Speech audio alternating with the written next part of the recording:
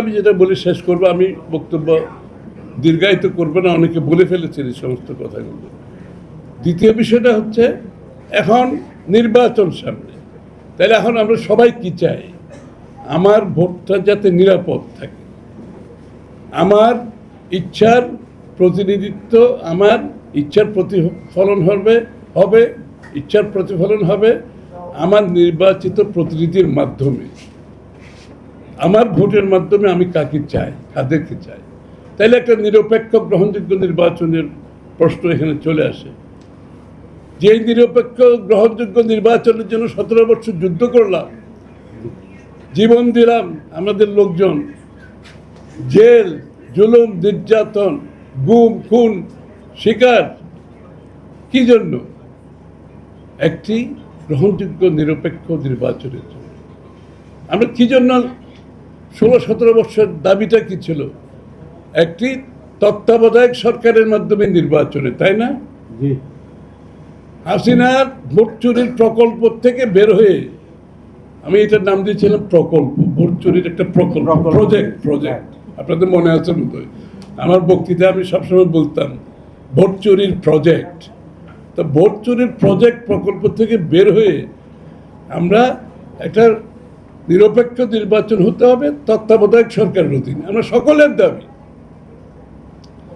তো সামনে নির্বাচনকে রেখে যে কথাটা আমি বলতে চাই, যদি আজকে সরকারের অন্তর্বর্তীকালীন সরকার, এটা তত্ত্বাবধায়ক সরকার না, কিন্তু এই অন্তর্বর্তীকালীন সরকার অধীনে কিন্তু নির্বাচন হবে, কিন্তু তাহলে অন্তর্বর্তী সরকারের অভ্যন্তরে যারা দেশ পরিচালনা করছেন তাদের ব্যাপারে যদি কোনো প্রশ্ন উঠে, তারা যদি প্রশ্নবিদ্ধ হয়, তাহলে কি নিরপেক্ষ নির্বাচন করা সম্ভব? তাহলে এরাই অন্তর্বর্তী সরকার যদি নির্বাচন পরিচালনা করেন, তাদেরকে তত্ত্বাবধায়ক সরকারের আদলে দেশ পরিচালনা যদি না করা হয়, তাহলে তো নির্বাচন প্রশ্নবিদ্ধ হবে। এবং যাদের ব্যাপারে প্রশ্ন উঠছে তাদেরকে যদি নির্বাচন করতে চায়, তাহলে তো নির্বাচন প্রশ্নবিদ্ধ হবে,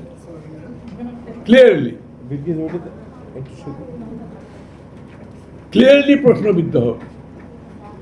সুতরাং তত্ত্বাবধায়ক সরকারের দাবিটার উদ্দেশ্যই ছিল এইটা, কিন্তু যে তত্ত্বাবধায়ক নির্বাচনকালীন সময়ে যে একটি তত্ত্বাবধায়ক সরকার থাকবে এবং তত্ত্বাবধায়ক সরকারের বৈশিষ্ট্য চরিত্র কি হবে।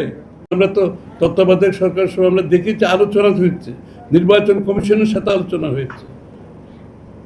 আপনাকে এই তত্ত্বাবধায়ক সরকারের কনসেপ্টটা ওইভাবে ছিল যাতে করে কোনোভাবেই প্রশ্নবিদ্ধ না হয়।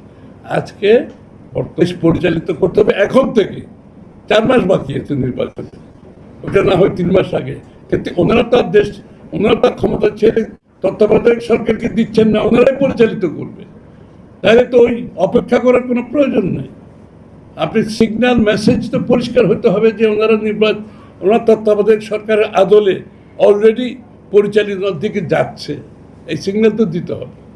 তো সুতরাং আমার কোনো, আর এই নির্বাচনটা সুষ্ঠু হওয়ার পরে আমরা যে সংস্কারের কথা বলেছি, আমি তো আগেও বলেছি, ঐক্যমত হোক আর না হোক, আমাদের 31 দফা আমরা বাস্তবায়ন করবো, আমরা করব।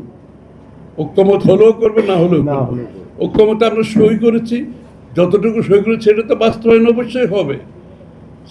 সেটাকে আপনি লিগ্যাল শেপ দেন আর না দেন, আমাদের পক্ষ থেকে যখন আমরা সই করেছি, আমাদের কমিটমেন্ট আমরা কিন্তু পালন করব, এবং তার বাইরে 31 দফা পালন করব, ওর বাইরেও 31 দফা আমরা বাস্তবায়ন করব।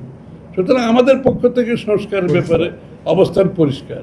অন্যদের অবস্থান ওনারা বলতে পারবে, আমাদের অবস্থান কিন্তু খুবই পরিষ্কার। আপনাদের সকলকে ধন্যবাদ।